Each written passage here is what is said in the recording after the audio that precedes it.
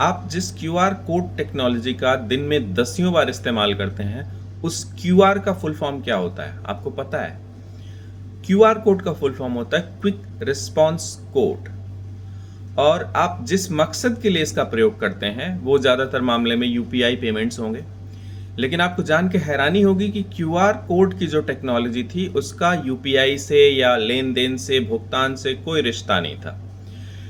QR code की कहानी शुरू होती है सन 1994 से, जब जापान में टोयोटा कंपनी की एक सब्सिडरी थी जिसका नाम था डेंसो वेव। डेंसो वेव नाम की कंपनी हजारों गाड़ियां बनाती थी और उसके हर पुर्जे पर, हर पार्ट पर बार कोड्स लगे होते थे। वो बार कोड्स उसकी गुणवत्ता को, उस पार्ट के क्वालिटी को चेक करने के काम आते थे और स्कैन करके उस पार्ट के इंफॉर्मेशन को चेक किया जाता था, वेरीफाई किया जाता था। लेकिन बार कोड के साथ क्या समस्या थी कि उसके अंदर बहुत सीमित कैरेक्टर, सीमित इंफॉर्मेशन आ सकती थी और उसे स्कैन करने के लिए एक खास एंगल पर मशीन को लगाना होता था। मतलब एंगल अगर थोड़ा सा इधर उधर हुआ तो वो स्कैन फेल हो जाता था।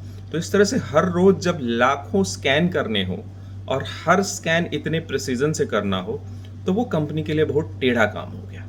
इसके बाद डेंसो वेव कंपनी ने अपने क्वालिटी चेक के लिए स्कैनिंग की नई तकनीक इजाद करने का जिम्मा एक मासाहिरो हारा नाम के इंजीनियर को दिया।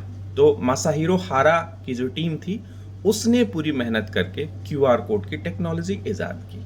अब क्यूआर कोड का क्या फ़ायदा हुआ कि क्यूआर कोड में आप अपने फ़ोन में भी खोल के देखेंगे, अपने पेटीएम या फ़ोन पे कहीं भी, तो आप पाएंगे कि हर क्यूआर कोड में 3 साइड्स में बड़े बड़े चौकोर बॉक्सेस बने होते हैं।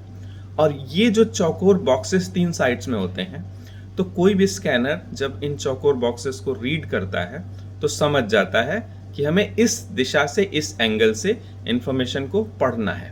इसके अलावा क्यूआर की क्या खासियत थी कि इसके अंदर बार कोड के मुकाबले कहीं ज़्यादा इंफॉर्मेशन सेव हो सकती थी। इसमें आपका वाईफाई का पासवर्ड आ सकता था, इसमें पूरा एक वेब पेज का कंटेंट आ सकता है। तो इस तरह से ये क्यूआर कोड की टेक्नोलॉजी पूरी दुनिया में फेमस हुई और सबसे ज़्यादा इसका इस्तेमाल यूपीआई भुगतान के लिए होने लगा क्योंकि ये सिक्योर, सुरक्षित है। अब एक और बात, टोयोटा कंपनी ने इस टेक्नोलॉजी का पेटेंट तो कराया, लेकिन उसने साथ में एक क्लॉज ये भी छोड़ा कि यदि इस टेक्नोलॉजी का उपयोग मानवता के हक में होगा तो हम उसकी कोई रॉयल्टी नहीं लेंगे। तो ये इन्फॉर्मेशन आपको कैसी लगी मुझे ज़रूर बताइएगा कमेंट बॉक्स में और इस इन्फॉर्मेशन को औरों तक शेयर करिएगा।